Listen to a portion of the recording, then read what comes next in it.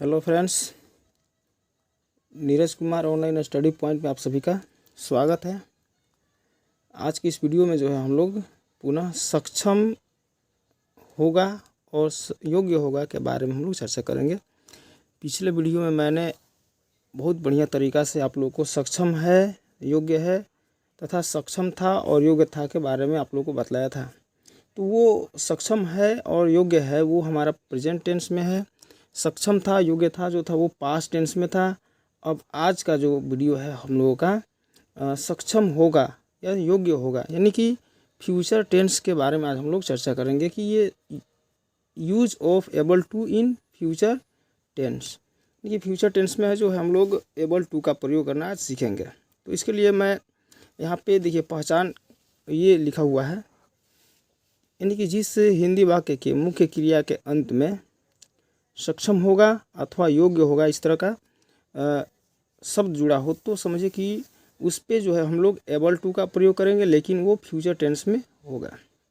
तो इस तरह से अब हम इसके लिए एक स्ट्रक्चर तैयार करते हैं। तो आप लोगों को मैं फिर से बता देना चाहता हूँ कि आप लोग जो है ये वीडियो जो है Neeraj Kumar online study point YouTube channel के माध्यम से देख रहे हैं, तो आप लोग जो है इस वीडियो को एक बार प्लीज़ लाइक कर दें, इस चैनल को सब्सक्राइब करें तथा इस वीडियो को अपने दोस्तों तक शेयर करने का प्रयास करें। और जो भी इस चैनल को सब्सक्राइब किए हैं उसको बहुत बहुत धन्यवाद। और आगे इस तरह से मेरे वीडियो पर अपना प्यार बरसाएं। तो इस तरह से हम सीधे चलते हैं इसके स्ट्रक्चर पे। तो इसका स्ट्रक्चर देखिए क्या होगा। तो सबसे पहले हमको लिखना होगा सब्जेक्ट। सब्जेक्ट को लिखने के बाद शैल या विल का प्रयोग करेंगे, उसके बाद बी जोड़ देंगे।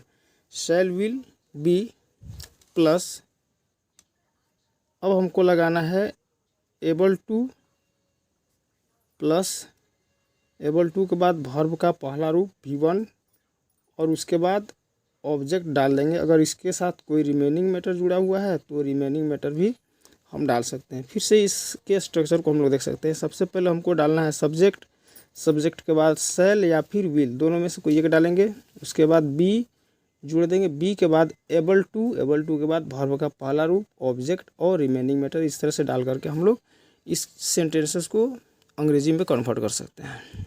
तो अब देखिए हम चलते हैं सीधे इसके एग्जाम्पल पर। दिया हुआ है कि वे लोग कहानी लिखने के योग्य होंगे। देखिए यहाँ पर योग्य शब्द आया है जो कि मैं पहले ही आप लोगों को यहाँ पे बतला चुका हूँ कि योग्य जो होगा उसके लिए हम लोग एबल टू का प्रयोग करेंगे, लेकिन यहाँ पर होगा और यहाँ पर देखिए सेंटेंस क्या है, योग्य होंगे। ये फ्यूचर टेंस का वाक्य, क्योंकि इस हिंदी वाक्य के अंत में क्या लगा है तो गा गे गी लगा है, यानी कि ये फ्यूचर टेंस का वाक्य है, इसलिए शैल या विल का प्रयोग हमको करना जरूरी है। अब देखिए यहाँ पे अब हमको सबसे पहले इसको अगर अंग्रेजी में हम कन्वर्ट करते हैं तो सबसे पहले हमें इसके सब्जेक्ट को पता करना होगा कि सब्जेक्ट कौन है। तो सब्जेक्ट क्या है हमारा, वे लोग। तो वे लोग का अंग्रेजी हम लोग लिख देते हैं दे। अब देखिए दे के साथ या तो शैल लगाएंगे या फिर विल लगाएंगे। तो दे के साथ जो होता है शैल नहीं लगता है, शैल केवल आई और वी के साथ हम लोग लगाते हैं।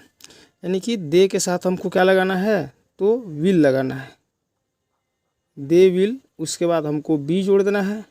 उसके बाद अगला क्या जोड़ना है तो एबल टू। उसके बाद वर्ब वन। देखिए अब इस पर वर्ब देखना है। तो जैसे कि यहाँ पे एक शब्द लिखा हुआ है लिखना, लिखना हमारा वर्ब है तो वर्ब का पहला रूप लिखना, यानी कि राइट। क्या लिखना है तो कहानी, यानी कि ऑब्जेक्ट हो जाएगा हमारा स्टोरी, यानी कि they will be able to write story. ये हमारा इसका अंग्रेजी हुआ। अब हम चलते हैं अगले सेंटेंस पे। अगला सेंटेंस देखिए क्या है, तुम पटना जाने में सक्षम होगे। तुम पटना जाने में सक्षम होगे। तो सबसे पहले सब्जेक्ट हमारा हो जाएगा तुम, यू के साथ हम फिर से लगाएंगे विल। उसके बाद बी, उसके बाद एबल टू, उसके बाद वर्ब हमारा यहाँ पे जाना है, जाना का हो जाएगा वर्ब वन। गो के साथ टू लगाएंगे। उसके बाद ऑब्जेक्ट हमारा है पटना। देखिए you will be able to go to Patna, ये हमारा हो गया। अब हम चलते हैं अगले सेंटेंस की ओर। सेंटेंस नंबर 3 कह रहा है कि सीता परीक्षा में उत्तीर्ण होने में सक्षम होगी। तो सबसे पहले सब्जेक्ट डालते हैं सीता, और सीता के साथ हम लगाते हैं विल, सीता विल। उसके बाद हम लगाएंगे बी, उसके बाद एबल टू, उत्तीर्ण होना। यहाँ पे हमारा वर्ब क्या है, उत्तीर्ण होना। उत्तीर्ण होना का अंग्रेजी होता है पास। पास क्या उत्तीर्ण होना है, तो एग्जामिनेशन। ये हमारा ऑब्जेक्ट हो गया। देखिए Sita will be able to pass examination, यह हमारा इसका अंग्रेजी हुआ। अगला सेंटेंस देखिए। अगला सेंटेंस है कि बच्चे क्रिकेट खिलाड़ी बनने के योग्य होंगे। देखिए सब्जेक्ट हो गया हमारा चिल्ड्रेन। चिल्ड्रेन के साथ हमको विल का प्रयोग करना है, चिल्ड्रेन विल। उसके बाद बी एबल टू। देखिए अभी इसमें वर्ब क्या है, बनना। बनना का अंग्रेजी हो जाता है बी, और क्या बनना है, तो क्रिकेट खिलाड़ी, यानी कि cricket player. Children will be able to be cricket player. अगला सेंटेंस, राधिका चाय बनाने में सक्षम होगी। सब्जेक्ट है राधिका। राधिका, राधिका के साथ हमको विल का प्रयोग करना। Radhika will be able to. देखिए चाय बनाना, तो चाय बनाने के लिए हम लोग लगाते हैं प्रिपेयर टी। देखिए राधिका चाय बनाने में सक्षम होगी, इसका अंग्रेजी हो जाएगा Radhika will be able to prepare tea. अगले सेंटेंस में चलते हैं। करीना मंच पर नृत्य करने की योग्य होगी।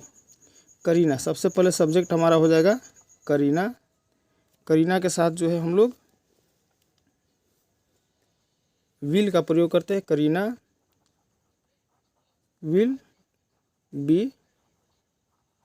Able to, Kareena will be able to, नृत्य करना का हो जाता है डांस। और कहाँ नृत्य करना है, तो स्टेज पर, मंच पर, ऑन द स्टेज। देखिए Kareena will be able to dance on the stage, जो अंग्रेजी हो जाएगा किसका, तो करीना मंच पर नृत्य करने की योग्य होगी। अब हम चलते हैं सेंटेंस नंबर 7वां पर। नरेंद्र मोदी देश में शासन करने के योग्य है। तो यहाँ पे हो जाएगा सब्जेक्ट हमारा हो जाएगा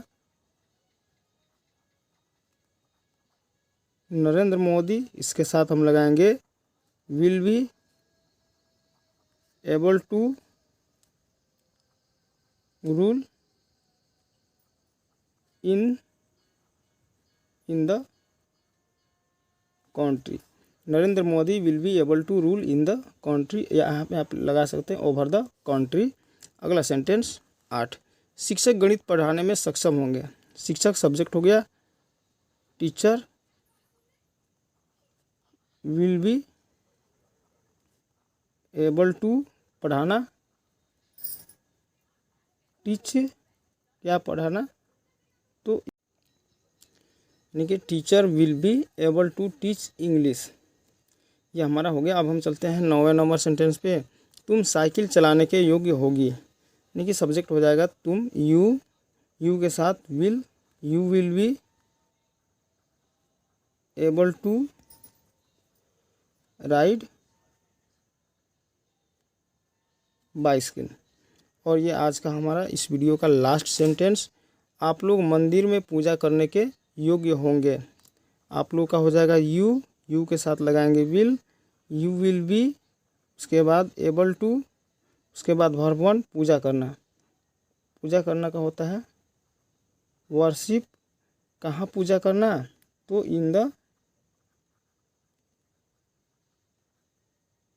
टेम्पल, यानी कि आप लोग जो है मंदिर में पूजा करने के योग्य हैं। इस सेंटेंस का अगर अंग्रेजी अनुवाद देखा जाए तो हो जाएगा you will be able to worship in the temple. और इस तरह से आज का यह वीडियो यहीं पर समाप्त होता है। आप लोग जो है इस चैनल से जुड़ करके और भी बहुत सारे वीडियो के माध्यम से आप लोग बहुत कुछ सीख सकते हैं। तो लास्टली धन्यवाद।